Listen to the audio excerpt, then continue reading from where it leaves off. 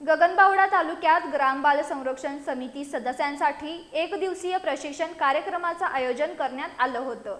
बालकांची सुरक्षितता, बालविवाह प्रतिबंध आणि बाललैंगिक अत्याचार कायद्याबाबत यावेळी सविस्तर मार्गदर्शन करण्यात आलं।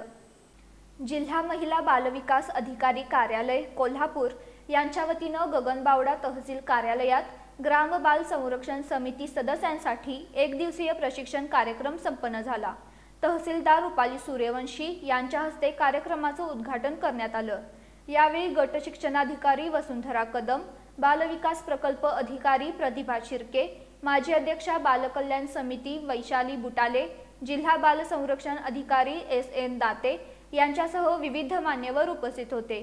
प्रशिक्षणामध्ये ग्राम बाल संरक्षण समितीची भूमिका, बालकांच्या सुरक्षिततेसाठी आवश्यक उपाययोजना तसंच गाव पातळीवरील कार्यपद्धती यावर मार्गदर्शन करण्यात आलं। सामाजिक कार्यकर्ते महेंद्र कांबळे यांनी बाल संरक्षण समितीच्या रचना आणि कार्यपद्धतीविषयी माहिती दिली, तर वैशाली बुटाले यांनी बालविवाह प्रतिबंध अधिनियम 2006 बाबत मार्गदर्शन केलं। यावेळी ॲडव्होकेट शिल्पा सुतार यांनी बाललैंगिक अत्याचार संरक्षण कायदा 2012 विषयी उपस्थितांना माहिती दिली। कार्यक्रमाचं प्रास्ताविक जिल्हा बाल संरक्षण अधिकारी SN दाते यांनी केलं, तर संरक्षण अधिकारी नवीन गुरव यांनी आभार मानले।